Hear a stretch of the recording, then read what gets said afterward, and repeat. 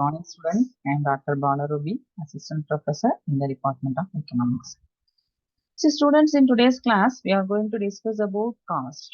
So, normally, what is the meaning of cost? See, cost in the sense it is the total expenses of an organization.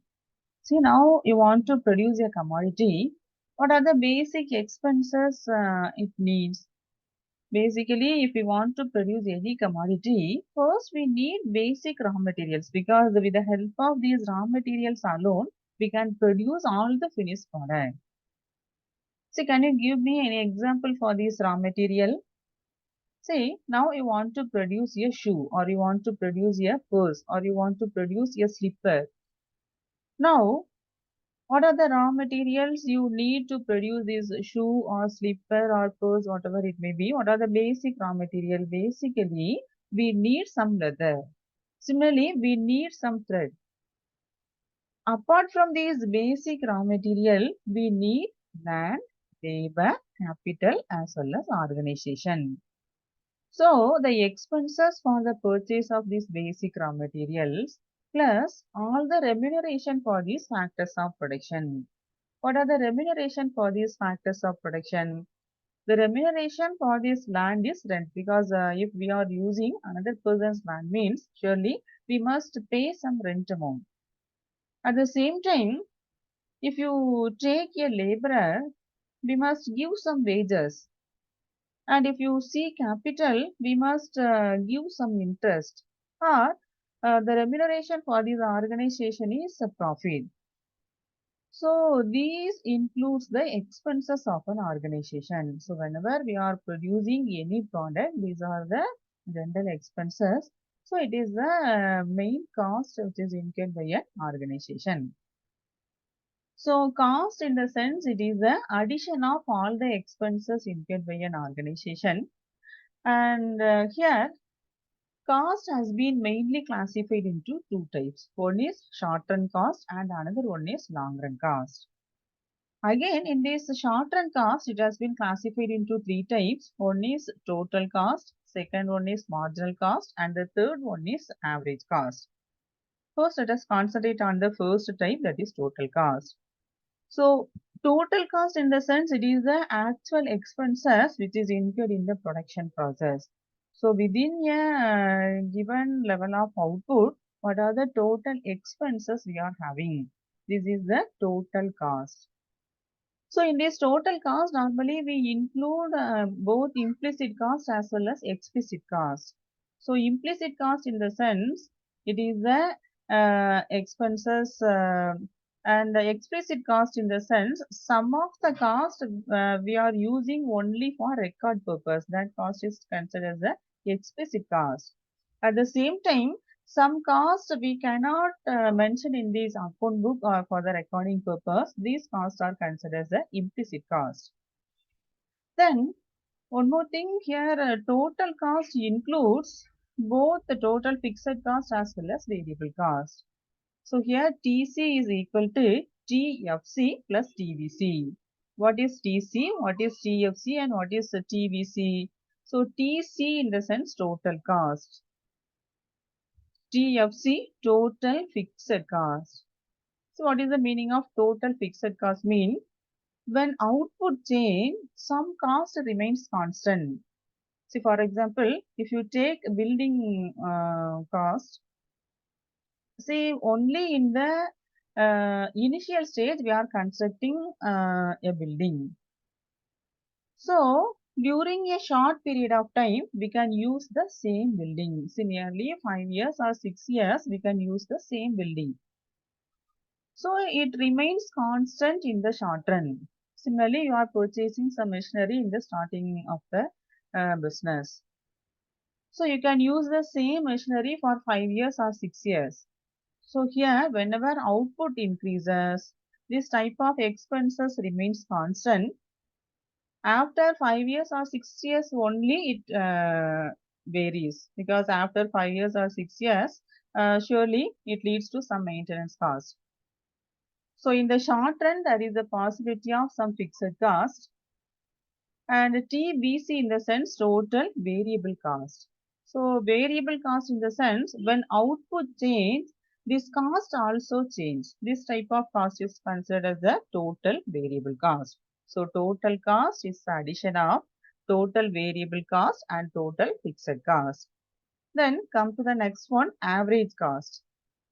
See, average cost in the sense, see, whenever we are using the term average, it denotes per unit.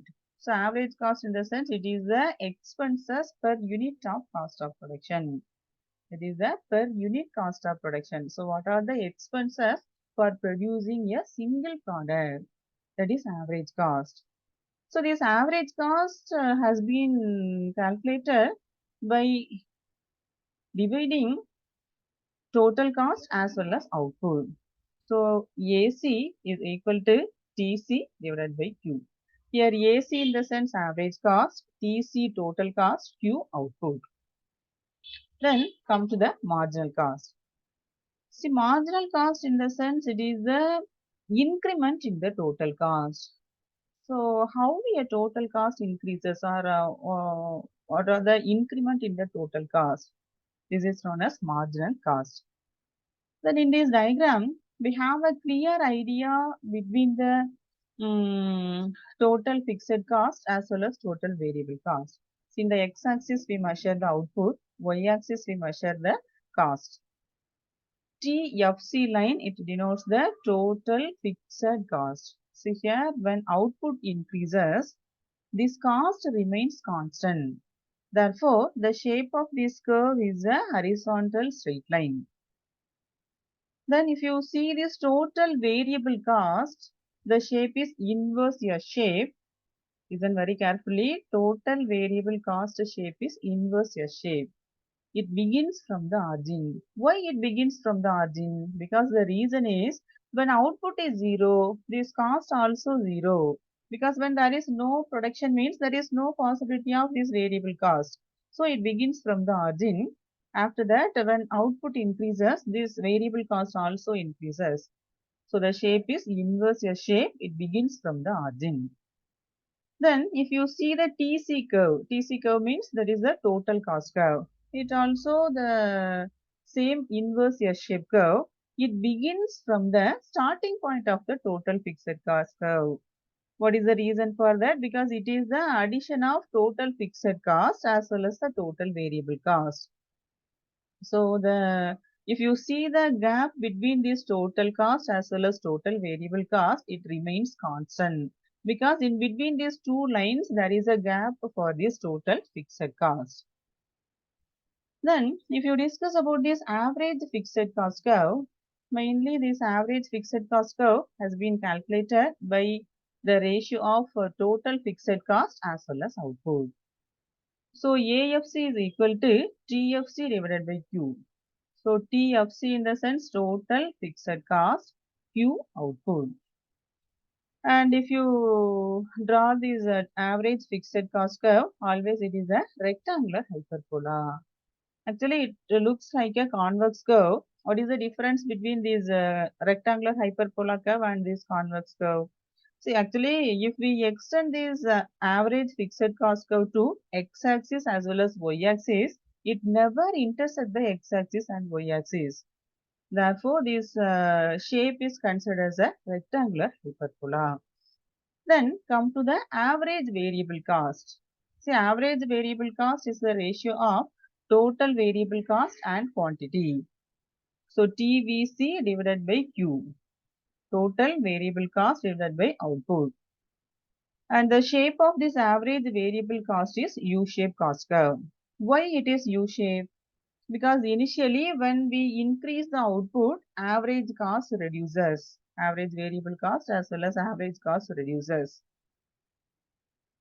So average cost or average variable cost in the sense it is the cost for producing a single product.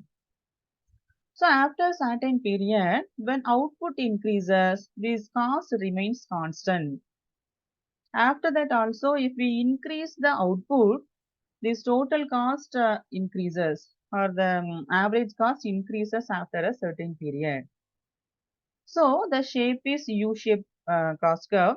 So U-shape, it is applicable for average variable cost as well as average cost curve. Both cost curves shapes are U-shape only. Then in this diagram, we have a clear idea about the relationship between average total cost curve, average variable cost curve, as well as marginal cost curve.